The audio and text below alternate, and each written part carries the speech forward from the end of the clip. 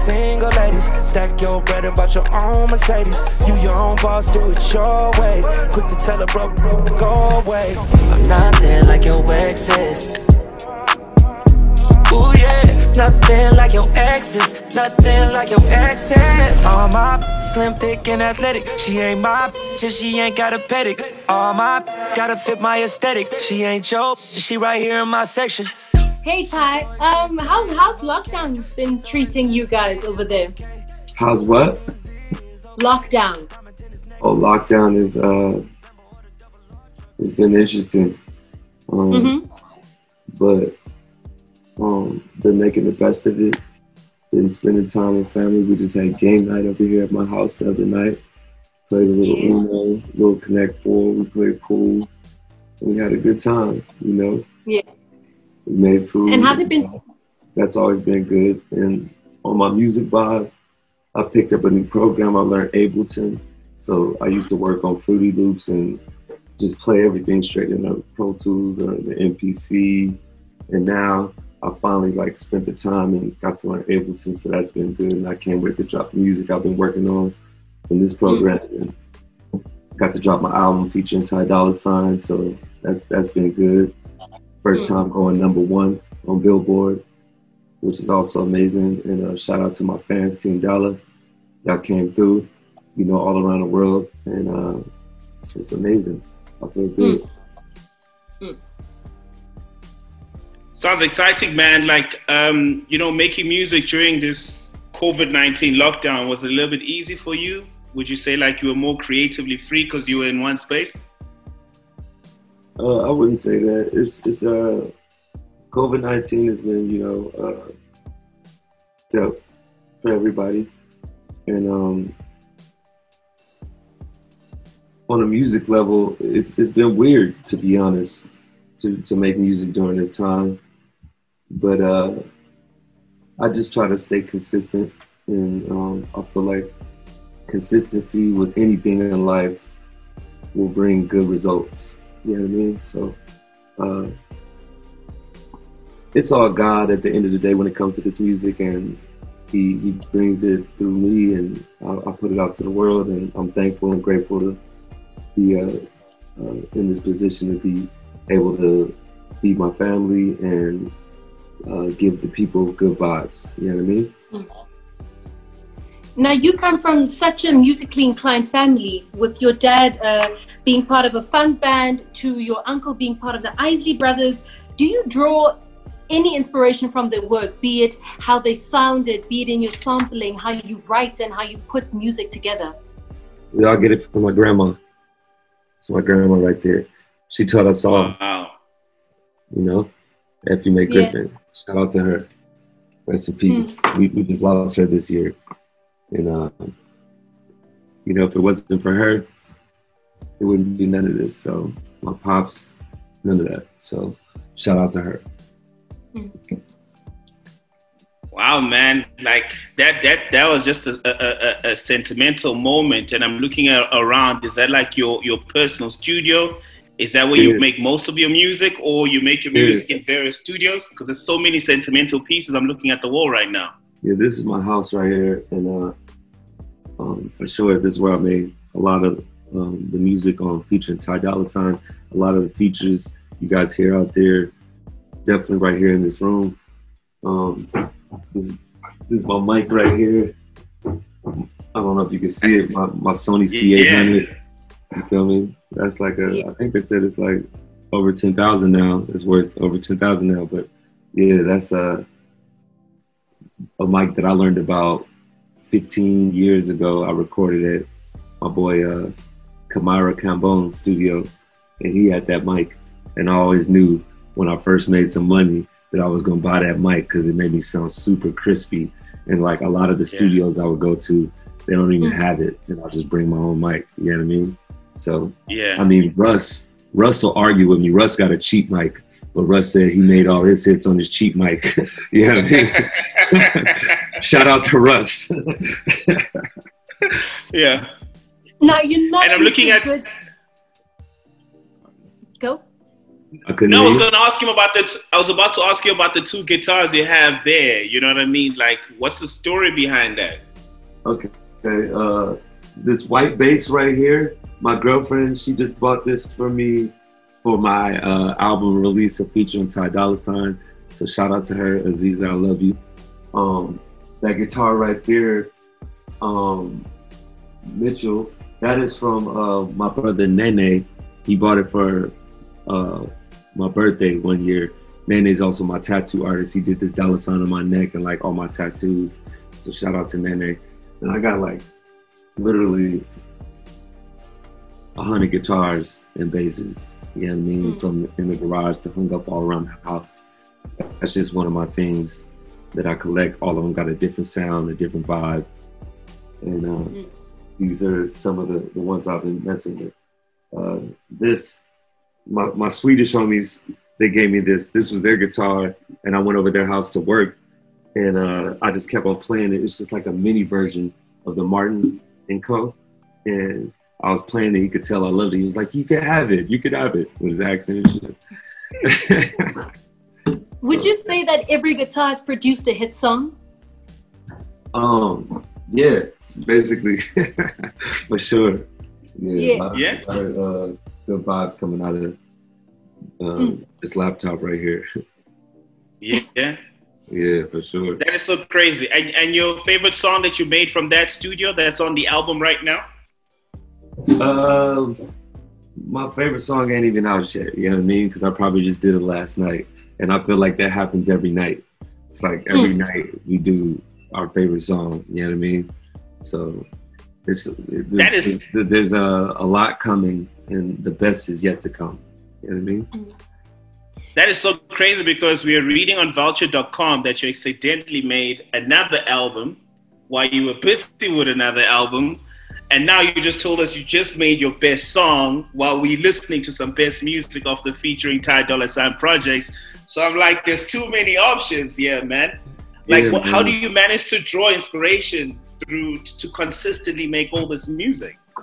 I give it all up to God. I feel like I'm just blessed, man, with music and talent and just having the love for it. And it's all God. At the end of the day, there's no way better to explain it, because I really feel like I don't got nothing to do with it. It's just like I'm a vessel, like, and I just keep on getting these melodies to come in my head, and people love them, so it feels good. You know what I mean? You titled your project featuring Dolla Sign, and on Instagram you once wrote that many people have said that when you see a song that says featuring Dolla Sign, you know it's going to be fire. Now, what is your recipe to a hot feature? Be it you as the feature or someone featuring on your jam? It doesn't matter how it goes. It's just like a hot song, you know? If it comes, it comes. And most times it does. So, like I said, it's the fans, man. It's God and then the fans. And that's all God. So I'm just like super grateful. You know what I mean? Yeah. Yeah. You know, when I was looking at the track list of the project, I'm like, you know, Ty has access to pretty much everyone in the music. And I can't help but wonder how many songs and how many features did not make this project. Can you reveal? Yeah, my engineer, we were just in the studio with Justin Timberlake making some fire, right? So shout out JT. And I was telling him how many, I was thinking it was like 40 songs that we went through. And then my engineer stopped me. He was like, nah, 400. So we make so many songs and I'm not even paying attention, like sometimes, because I'll just pick the ones I like and I'll keep on working on them to get them to feel like, you know, the best. Like I've heard somebody say a song is like never finished. It's just abandoned. You know what I'm saying? You just abandon it at a moment, like, all right, I'm gonna just let it go. And I'm crazy about songs, man. I could work on it like for 2 years. Like Ego Death, for instance, with Kanye, I started that in 2018. And What? yeah, like I had the bass line that I sampled from this record, and then I did my own drums, and I made my song to it, and then Kanye hopped on it, and I was just rocking with it like that for a minute, and then I didn't like the drums no more, so I had this producer tried, and this producer tried, and then I ended up going back to the original, you know, that we did with Bugs, and then Skrillex touched it, and then I had my homie Serpent with Feet come do some vocal, and then I ran into Twigs. I'm like, oh, I need you on here too, and then me and Skrillex finished it, and shout out to my engineer Fi, he was there for the whole thing. So it was a process. Even before Fi started working for me, James Royo was my main engineer who also produced this whole album with me, and he was the first engineer on it. So it's 2 engineers on that song, you know what I mean? Like, it's crazy. Yo, man, that's wild. Because even on track 6 of the album, since you're talking Kanye West, I'm like, it's so typical of Kanye to come up with such an unorthodox idea. Why is track 6 labeled track 6? Like, that's the official name of the record. I named it track 6 because it was track 6 on the album, and that's what it was always called. So yeah. I never changed it because it was already perfect. If it ain't broke, don't fix it. You feel me? It was already perfect, and that's what we called it. It's one of my favorite tracks on the album because not only did I produce it, but we got ill with it. You know, I went to Anderson .Paak and I'm like, yo, I want you to hop on this song that I got with Ye. He's like, all right, put it on. I played it. And he was like, all right, let's do it. And he told his engineer, all right, let's go. And then I thought he walked over to his drums. We was at his studio and he kind of got like a similar setup, but he walked over to his drums and I'm looking over there to see if there's a mic, like, oh, like, you know how he'd be on stage and shit and he's playing the drums with the mic. So I'm thinking like, wait a minute, like, does he have his mic when he does vocals set up like that? And nah, he was getting on the drums because he was like, all right, mute those drums and mute this, mute that. Let's just go with the keys. And he played a new drum on it. And then Thundercat came through and did the bass and we went live back and forth. And that was like one of the funnest moments of the album, to just get in with other real musicians and go crazy. So, yeah. I think the story behind how you make music just breathes a different life into it when you listen to it again. And recently I was watching Sound Exploder and I was listening to LA, but then I watched your episode on Sound Exploder, and seeing the process and going back to listening to the song again just gave me such a different viewpoint. Have you ever considered, or would you consider, filming your recording process and putting that out for the world to see from start to finish when it comes to your albums? Yeah, I considered it. To be honest, how I was feeling on this album, every time my cameraman would come in like the room when I'm doing vocals, I would tell him to get out. Like I just didn't want the eye on me, because it was like stopping the melody and the lyric from coming in and out. You know what I mean? Yeah. And like, that's weird about me, but I got to get over that. And once I get over it, then I'll, you know what I mean? Like, I'm the type in the studio where back in the day, before I figured this out, I used to kick everybody out when I was doing vocals, because like when everybody's like YG, for instance, when he's recording, he can have a room full of people, full of girls, full of homies, and like everybody, and like do, you know, his album.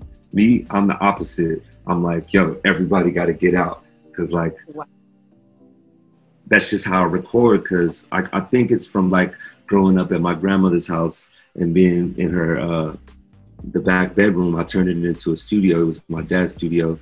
And I would just break in there and like learn the equipment and learn how to record. And it would just be me And I think because I learned like that, that's just how I am. But now I've learned a new thing where I just tell the engineer to turn off the speakers and put on headphones, and then only he can hear me. So I don't care who's in the room no more.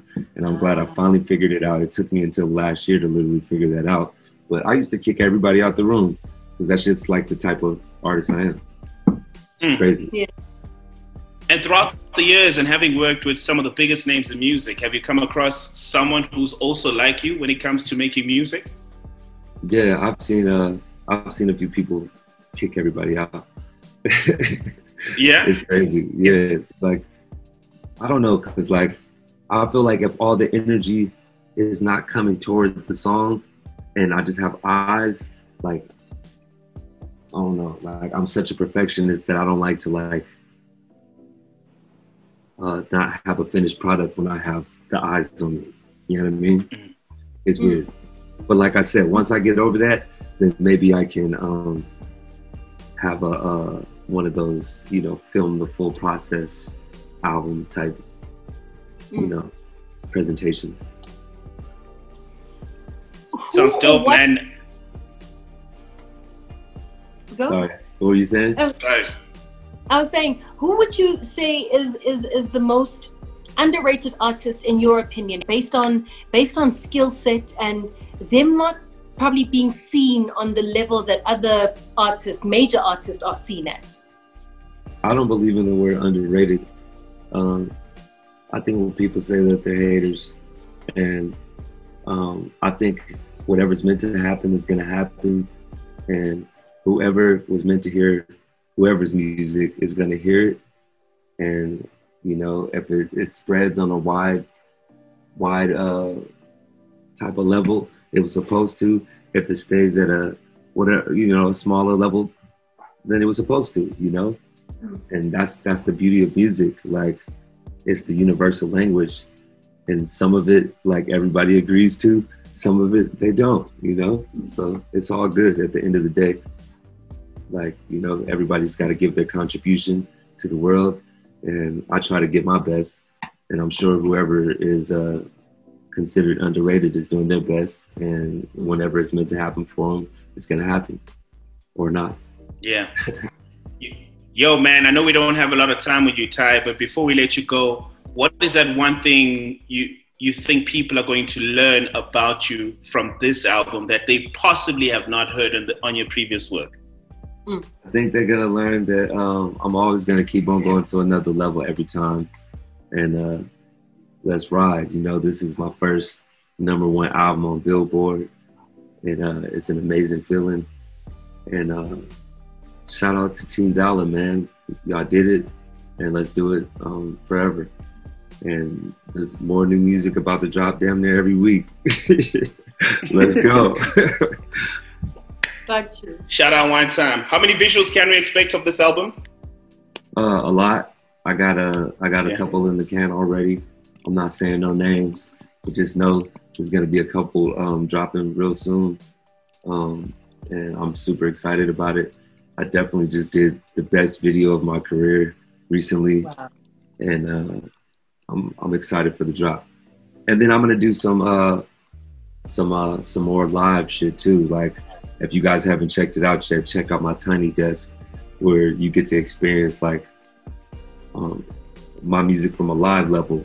Well, we don't even need like Abletons and, you know, any programmed tracks. Like, where you see like what I'm explaining with me and Anderson .Paak and Thundercat, like all fully live. So I'm gonna try to do one of those for like maybe Your Turn, maybe The Universe with Kehlani, just straight up acoustic. You know, I'm just manifesting right now here on your show, and hopefully we do that. Those are my 2 ideas for those songs. So you got them first. One love, man. Ty, thank you very much for this time, bro. All the best with this album. We got mad love for you here in South Africa, and hopefully, you know, when we're done this pandemic, you'll be able to come over this side and bless us with your stuff. I haven't been there yet. That's like one of the places I really want to go to, man. I got to see Johannesburg and everywhere out there, man.